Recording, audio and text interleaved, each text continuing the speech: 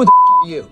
I'm done with you. I wish you would get liposuction. Move away. Wendy's family says they've been shut out of Wendy's life. You have to be happy on the TV every morning live from New York.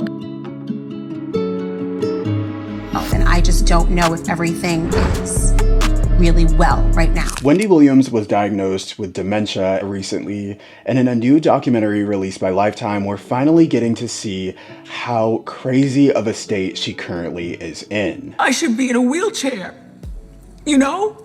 It seems like so far in the documentary series, despite all of the money, despite the fame and the designer clothes that she surrounds herself with, You wore Chanel the last time on camera. I could give two she can't escape the physical and mental toll that she's put herself through. Please, go away.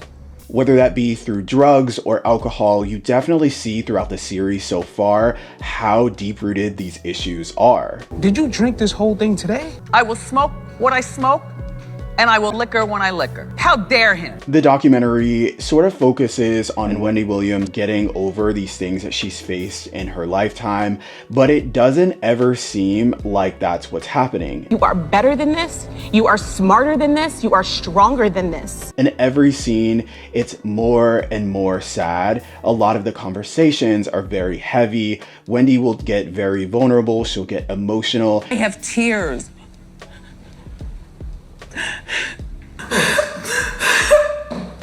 And it seems like she doesn't really have a lot of strength in order to work through a lot of the problems that she's facing. It also seems like the combination of isolation that she's faced from friends and family definitely has deepened these issues. And there's a lot of conversation in the documentary about who is responsible for this deterioration of Wendy. Yes, Wendy is responsible, obviously, for the drugs and alcohol portion of it. Do you have wine? Yes. But people are trying to figure out how much of her current state is the responsibility of other people. If you look at the decline of my aunt, it happened after her divorce. On one hand, you have the guardianship and the people who are behind it. They're basically saying, we are not commenting on anything that has to do with this, and they are not making any comments or statements on the documentary. She's getting help from therapists. She's going to doctors. Excuse me, no. I don't need a therapist. For what? It seems like they're also requiring her to do some sort of physical trainer sessions. No, thank you. Thank you. You're not going to do this. No, thank you. But on the other hand, her family feels like the guardians are not doing enough. I was kind of left this gray space of who's really telling the truth or what's really going on. They took her away from us. In the documentary, because the guardianship refuses to comment on any of this, you do feel like this sort of back and forth is more so one-sided. They interview a lot of the family members. They interview the son and her nephew. They also interview her very close family friend. They interview her manager. So a lot of people that are more so Team Wendy and have been there since the very beginning. It feels weird though. You do feel like at times these people are enablers. I really feel she knows how to control herself. Wendy Williams has only slowly deteriorated over time with these people being in Wendy's life. So you don't really get the sense of who is to blame for this, but you feel like at the end of the day, it is Wendy making most of these decisions to do wrong for herself. Wendy? She's knocked out, like fast asleep, mouth open. Is that normal usually? No. There's so many different scenes, even in the documentary, with these people being around her, her family, her friends, the people that have managed her for a while, where Wendy will still be drinking, she'll still be doing harm to herself. They're sitting at restaurants and Wendy is still ordering drinks, even though Kevin, her son, has said that he is requiring Wendy to no longer be drinking if they're going to continue to have a relationship together. She knows her limits. She knows to stop. So you do definitely feel like there are a lot of enablers in Wendy's life, even though she is still under this guardianship. It feels like in every episode, in every scene, you are slowly starting to see her deteriorate even more. I'm real makeup.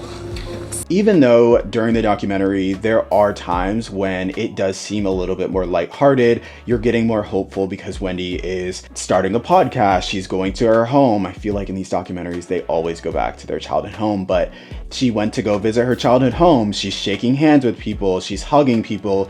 It feels like a woman on sort of the rise. But after this lighthearted scene, you'll see her do something that makes her look even worse. She'll have a million drinks and then sort of pass out in her bed, or she'll forget that they circled the block 7 times and she'll start yelling at the driver. Go! Drive! There doesn't ever seem to be any sort of lightheartedness so far in the documentary that seems solid. It doesn't ever feel like she is on the road to an actual recovery. She looked confused and she looked skinny. There's something else that I want to touch on, and something else that this documentary shows over and over again, and it's the fact that Wendy has become so brutally honest. It's really hard to watch. It's like watching your grandma sort of cut somebody down to the white meat. It's like watching a family member pull a server to the side and cuss them out. You know you should step in, but you feel like you maybe shouldn't. It just feels so awkward to watch Wendy shit all over her staff, shit all over her drivers. I wish you would get liposuction. Are you stupid? Give the back and let's go. And to me, it feels like it's a combination of her health problems, but Wendy also being herself, which is a bitch. But it feels like a combination of things. You don't really know how to feel in those moments where Wendy is telling even the producers behind the documentary to leave the fucking room and to stop asking these questions at the top of her lungs. Who the are you? Exactly. But you want him to... It does feel like, though, behind the lashing out, behind the crying when they ask her these basic questions about her former self, it does seem like she is sort of yearning for a former Wendy. It seems like she wants her life to be back to normal. And as a fan of hers, I want the same. I want the same old Wendy back. I want her sitting on that throne once again. But, and this is going to sound terrible to say, it does seem like this documentary is showing Wendy in her final days, in her final moments. It's heartbreaking, you know? I still have hope that she will recover as much as she possibly can, but with every scene sort of focused more and more on how bad she is doing and how much effort it's going to take her for her to recover, and she's fighting that every step of the way, it's so hard to keep that hope. The question that I have for you guys at the end of this video is, how do you feel about Wendy Williams? Are you excited to watch this documentary? How do you feel about it if you've seen it so far? And I will see you guys in my next video. Bye, guys.